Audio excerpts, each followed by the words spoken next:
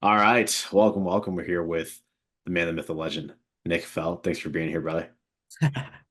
Guys. What's up, man? Awesome, man. Well, Nick, tell the people how much weight have you lost in DK so far? So as of this morning, I'm down 35 pounds. Nice. 35 pounds. Let's freaking go. And how long has it been since you initially I started the journey? my first full day was October 6th, I believe, of last fall. So what are we, 5 months in? Five and a half? Awesome, man. That's amazing, brother. And where'd you start at weight wise? 208. Go away. Awesome. So this morning you Yep. were what exactly? 173. Nice. Nice. I've been as low as 172, bounce right around 172, 173. But Nice, man. Well, that's awesome, brother. That's awesome. We're super proud of you, man. And you're such an active guy in the community. So it's always good to see guys like yourself winning and seeing such good success here. And I'd love for you to kind of just walk people through the process for you. Like, what exactly were you struggling with, and really looking to change when you first joined? yeah, so I would say that I was pretty unhappy with my self-image for quite a while. I actually started following you and Gabe on Twitter. That's how I found you. I'm not sure how I stumbled upon you guys, but I'm glad I did. That magic And I, algorithm. yeah, um, I watched your guys' videos and the things you were posting for quite a few months before I finally pulled the trigger and decided to reach out. I had finally just reached that point where, I was sleeping like crap. I wasn't getting good rest. I was just having weird body pains, just weird things happening to me that I felt like were probably related to my health, my overall weight, and just the things I was eating and not eating. Um, and so I was like, well, I'm going to check these guys out. And so I reached out and got a meeting. I struggle and I apologize. I can't remember the name of the first guy I met with there to kind of tell me what the options were and what things looked like. And I'll be honest, when I first heard the price, I was like, yeah, I mean, I'm not shocked, but ouch. Can I do that? And I took some time. I'm a guy who's pretty strong in my faith, and I was like, you know what? I'm going to talk to my wife. I really feel like this is an investment worth going for. So, man, I'm sure glad I did. Yeah. Um, Putting Yeah, that no. monetary amount in it's not the funnest thing in the world, but it puts some accountability even more than just answering to other humans and other guys. Mhm. That monetary is like, yeah, I'm putting money towards this. I'm going to work at it. Yeah. Yeah, no, the investment in and of itself almost acts as a form of accountability. But like for Absolutely. you, other than that investment, that skin in the game, what made the investment actually worth it to you? Oh, everything. I mean, it finally got me onto a mindset and a program that I could stick with and that I could see results and not want to go back to the old habits, the old eating habits, the old, laziness, the old talking myself out of being active. For so long, I feel like I had just talked myself into kind of the worldly thought of, um, well, this is just what happens when you get older. Your metabolism slows down. You've got kids, you've got a wife, you've got a full time job, you've got all these different checklists that you've got to accomplish every single day. So this is just the natural thing that happens when you get older. Um, and in that knowing now, it does not have to be that way. It should not be that way. And so I'm just so thankful for finally pulling the trigger and going for it, and for you guys in this program. Yeah, that's awesome, man. And you see me chuckling over here as you riddle off all of the limiting beliefs that everybody holds about, how to get healthy and how to actually get the weight off and keep it off. So I couldn't help but chuckle as you were breaking that down because I know so many guys struggle with it. And Yeah. obviously it was something that was top of mind for you too at one point in time. And so I'm curious, maybe like what else had you tried previous to this to try to solve that? In the past, I had tried a couple of, I won't name names, but basically diets that come with like the pre-packaged, here's what you eat five times a day, and then you get one one meal a day to try and, curb your hunger, which didn't work very well. Yeah, I would drop a few pounds. I would be really angry the first 3 days because I'd get hangry. Yeah. Um, I would drop the weight and then, you know, I'd put it right back on. A month after quitting the program, yeah, I got some tools from it, but I'd go right back to the same eating habits, the same. The other thing about it too that I think about is, because the calorie deficit was so low, and I'm sure there was some built-in protein and stuff, but because everything was so low, they actually said, don't work out because your body doesn't have enough caloric intake to really Mm. fuel you.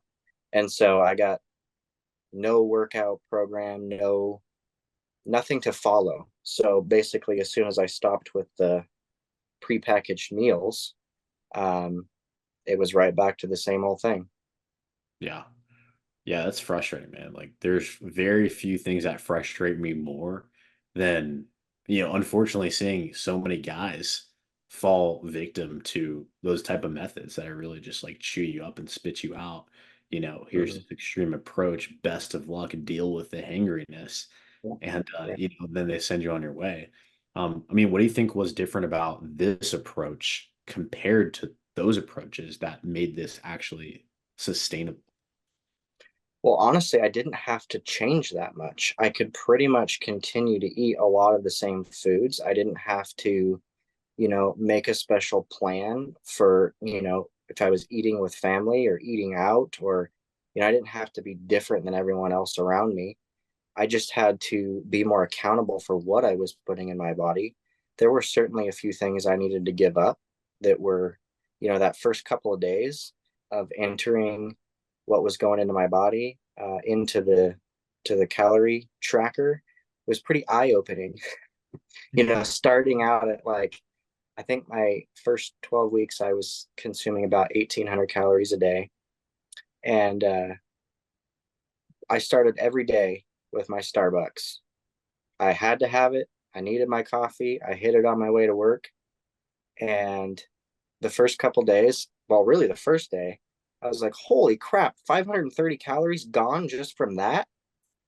Yeah. That's crazy. And in my mind, I had talked myself into, well, that's one of the healthier drinks. It's just an Americano with a little white chocolate, you know, but no. And sometimes, it's a rough day. I might have, a smaller version of that in the afternoon on my way home because I'm just dragging and I don't want to be tired when I get home to my family. And just that perpetuation of the same old habits and the same old things of talking myself into justifying what was going into my body. And I also realized I was ingesting a lot of my calories through drinks like the coffee.